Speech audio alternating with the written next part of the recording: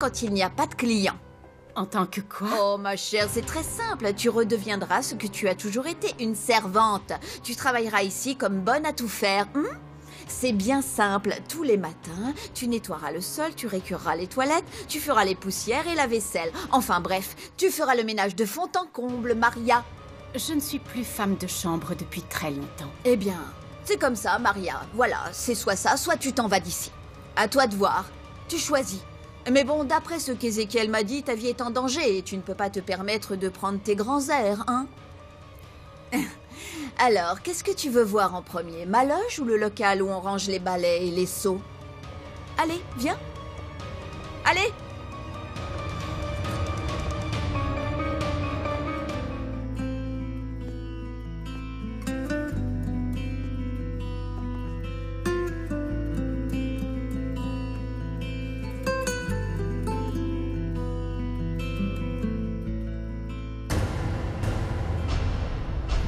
Nous aurons certainement d'autres occasions de nous revoir. Espérons une un peu moins triste. Prenez bien soin d'Angelica, s'il vous plaît. Vous ne savez pas combien je l'aime. Non, ne vous en faites pas. Vous ne savez pas non plus à quel point je l'aime.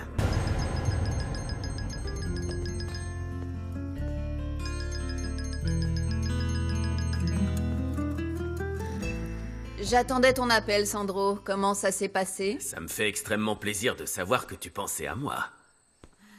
Tu t'es bien entendu avec Maître Cervera? Je n'ai rien pu obtenir. Il a refusé de te donner le testament d'origine? Il ne l'a plus en sa possession. Il m'a dit qu'il l'a donné à Alessandro, peu avant qu'il se fasse arrêter.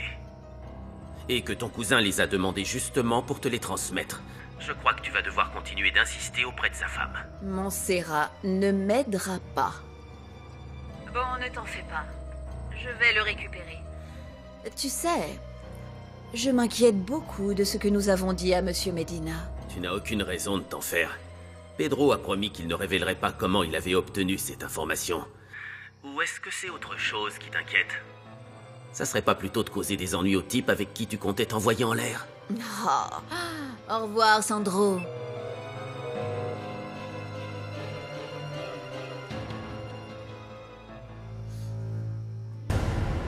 Tu es de mauvaise humeur?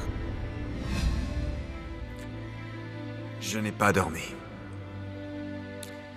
Et dès que je ferme les yeux, je fais des cauchemars. Je regrette certains choix. Oh mon ange. Ils ne nous sépareront pas de ton papa. Je te le promets.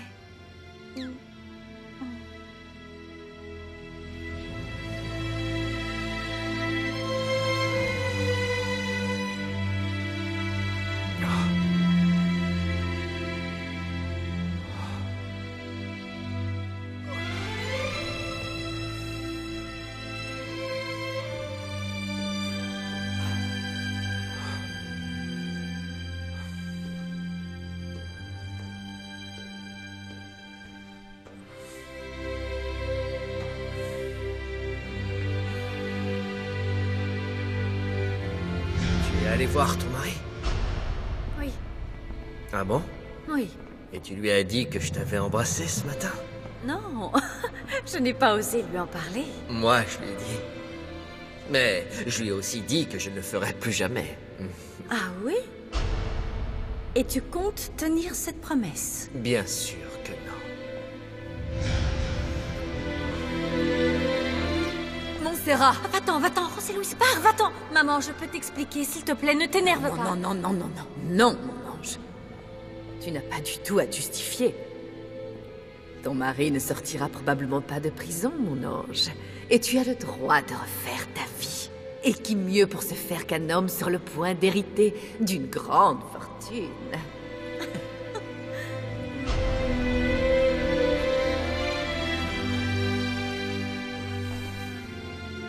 Ah, il faut que je sorte d'ici.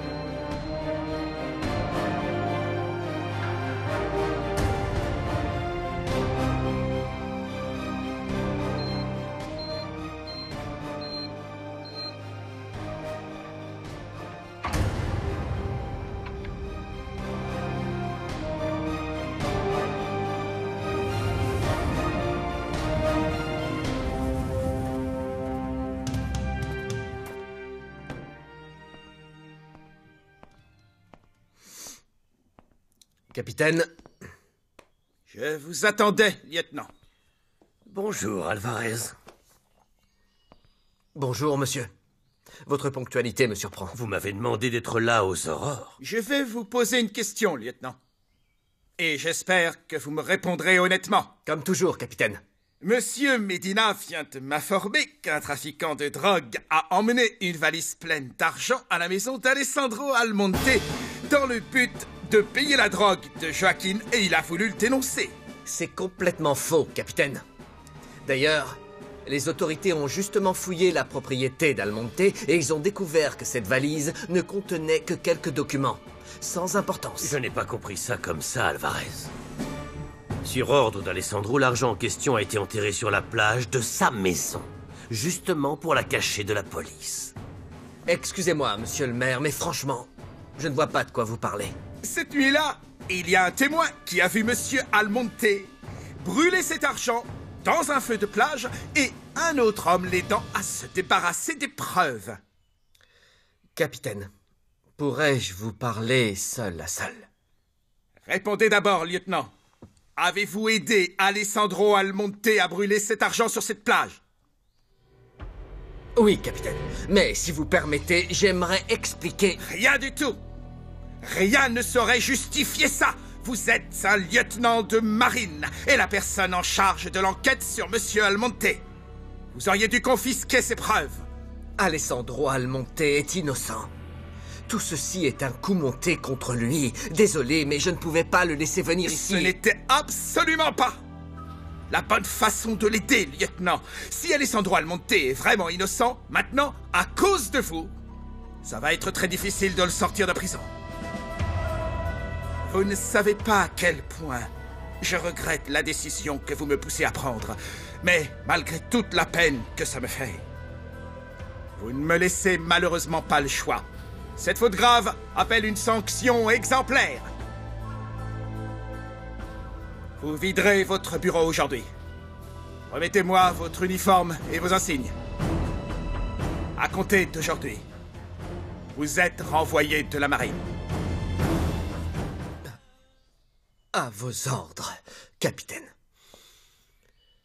Mais avant que je parte, vous pouvez m'accorder quelques minutes? J'ai besoin de vous parler seul. Si vous le voulez.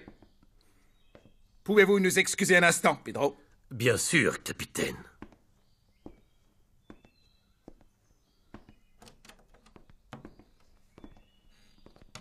Très bien, je vous écoute. Capitaine, qui est le témoin qui m'a vu? Il s'agit d'un témoin qui préfère garder l'anonymat. Oui, je comprends. C'est confidentiel. Mais, quoi qu'il en soit, j'ai également le droit de vous donner ma version, n'est-ce pas? Allez-y. Alessandro Almonte n'était pas le responsable de la destruction de l'argent. Le seul et unique responsable, c'est moi.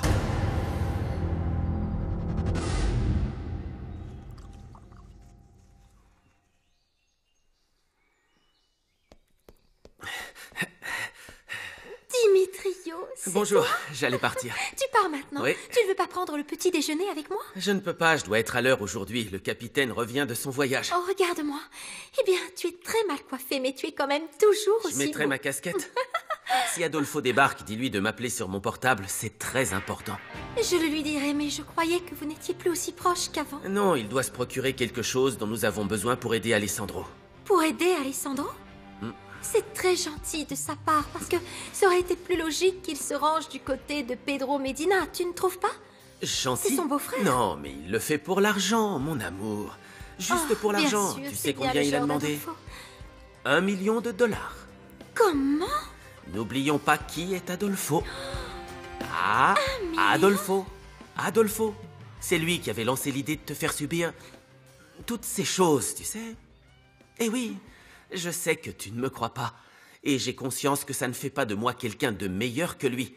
Mais c'est important à mes yeux que tu me crois parce qu'on vit ensemble, parce qu'on est mariés, parce que je t'aime. Moi aussi, je t'aime.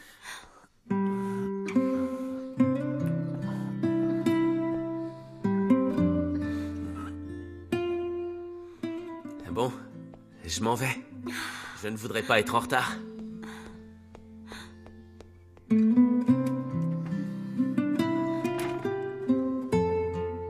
Vous dites que Joaquin a contacté le trafiquant de drogue depuis la prison afin qu'il rencontre son soi-disant associé. C'est exact, capitaine.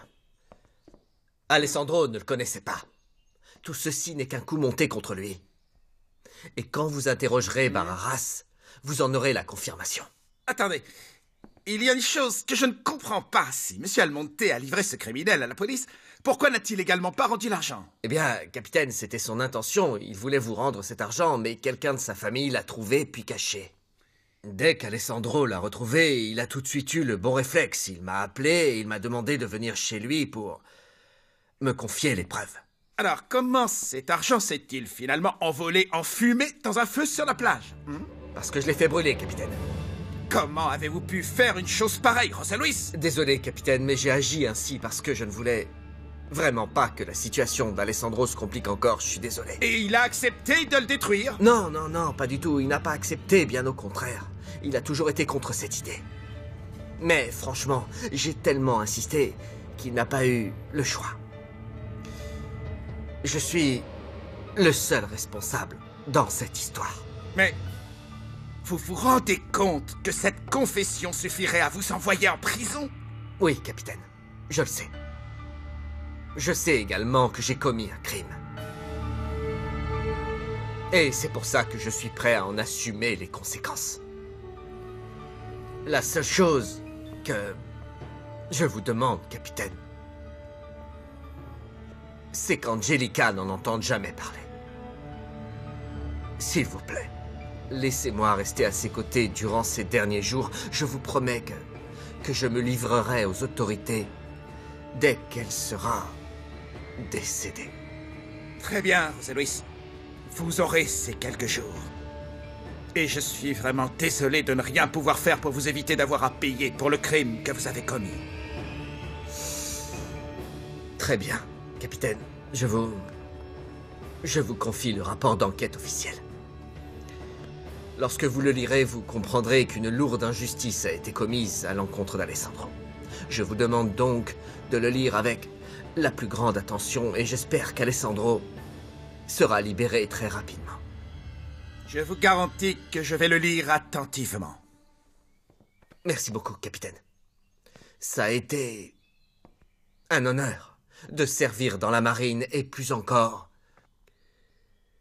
d'avoir travaillé sous vos ordres. Excusez-moi.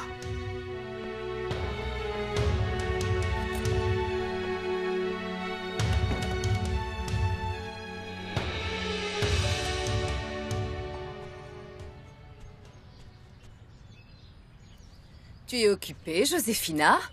Non, non, Graciela, pas du tout. Voulez-vous que je donne un coup de main à Manuela? Non, non, non, non, non, non. J'espérais seulement pouvoir discuter avec toi quelques instants. Bien sûr. Assieds-toi. Allez-y, oui. Je vous écoute, Graciela. Mais voilà une très jolie rose, dis-moi. C'est Dimitrio. Il me donne une fleur chaque jour. Qui aurait cru que mon bébé pouvait être aussi attentionné, n'est-ce pas? Oui. Écoute, ce n'est pas facile pour moi de ravaler ma fierté, mais je dois admettre que j'avais tort. Et puis, je suis très surprise des changements positifs chez Dimitrio. Il a enfin gagné en maturité. Son père a eu beau essayer de toutes ses forces, il n'a jamais pu le convaincre de s'engager dans la marine. Mais toi, Josefina, tu as réussi. Cette évolution est venue grâce à toi. Oh, non, je ne sais pas quoi dire, Madame Graciela. Rien, rien. C'est plutôt moi qui ai beaucoup de choses à te dire. Tu sais, pour une mère, il n'y a rien de plus important que le bonheur de ses enfants. Et pour tout te dire, je n'ai jamais vu mon fils aussi heureux. C'est toi qui le rends si heureux. Et je vois bien qu'il a appris à t'aimer sincèrement. Je voulais te demander pardon pour toutes les attaques et tout le chagrin que je t'ai causé. Oh, Oh, Graciela, ne vous en faites pas. Du fond du cœur, je peux vous assurer que je ne vous en veux pas. Merci. Tu sais bien que... En ce moment, Dimitrio et moi, nous sommes beaucoup éloignés. Il ne cherche plus à me voir. Et il ne me parle plus. Mais bon, peu importe parce que... Je suis rassurée de savoir qu'il est aussi comblé et tellement heureux à tes côtés, tu vois. Oh, Graciela, pensez-vous qu'un jour vous arriverez à me considérer un peu comme votre amie? Allons, qu'est-ce que tu racontes? Pas comme une amie, Josefina. Comme ma fille. Eh bien, de mon côté, tout est oublié, je vous le promets. Tu es si généreuse. Carlotta avait raison quand elle disait que tu étais ce qui pouvait arriver de mieux à Dimitrio. C'est que j'étais tellement convaincue au fond de mon cœur que j'arriverais à le faire tomber amoureux de moi. Mais raconte-moi, comment as-tu compris que mon fils tombait amoureux de toi? Il est devenu jaloux. Jaloux? Jaloux? Oh mince, mais de qui? D'Adolfo. C'est pas vrai. Si, et un jour, ils en sont même venus aux mains, rien que pour moi, Graciela. Oh, mais ça alors. Et donc, ce garçon, le jeune Adolfo, il s'intéressait vraiment à toi? Oh non, je ne crois pas. Il m'a dit que si, mais je crois que ce n'était que des mensonges. Dimitrio a raison. Adolfo, eh bien, tout ce qui l'intéressait, c'était... Parce que depuis que mon frère Thomas m'a tout pris, eh bien, je ne l'ai plus jamais revu. Et tant mieux pour moi, non?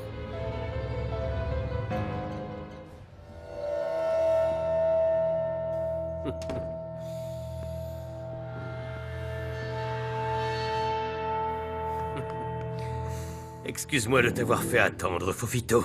J'ai dû aller régler un problème à la base navale. Pas de soucis, cher beau-frère. À voir ta tête, j'imagine que tu n'as pas dormi de la nuit. Tu peux sûrement imaginer pourquoi. Fofito, la vie de cette femme ne valait rien. Ce n'était qu'une bonne qui se donnait des airs de grande dame, c'est tout. C'était une personne. Un être humain.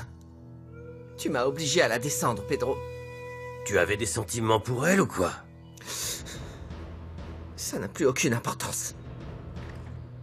Écoute, mon petit Fofito.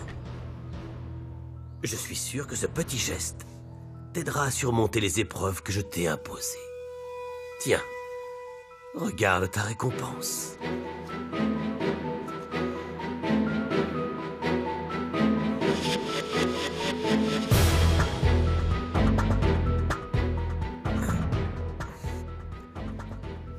Je m'attendais pas à ce que tu sois aussi généreux. Tu es de la famille, non? Tu sais, Fofito, ça m'intéresserait qu'un jour tu deviennes mon bras droit. Je croyais que Basurto l'était déjà. Ézéchiel? Tu sais, Fofito, Ézéchiel et cette bonne que tu as abattue valent autant l'un que l'autre à mes yeux. Basurto n'est personne. Ce grand imbécile a des rêves de grandeur. Il jure qu'un jour il réussira à devenir le maire d'Agua Azul. Non mais franchement, cette idée ne te fait pas mourir de rire, toi? Dans très peu de temps, je vais faire campagne pour devenir gouverneur de l'État. Et quand j'aurai quitté mes fonctions ici, eh bien, Fofito, je voudrais que ce bureau devienne le tien. Qu'est-ce que tu en dis? Est-ce que ça te plairait de devenir le nouveau maire de cette ville? No te dejaré rendirte, yo te sanaré las alas, corazones invencibles.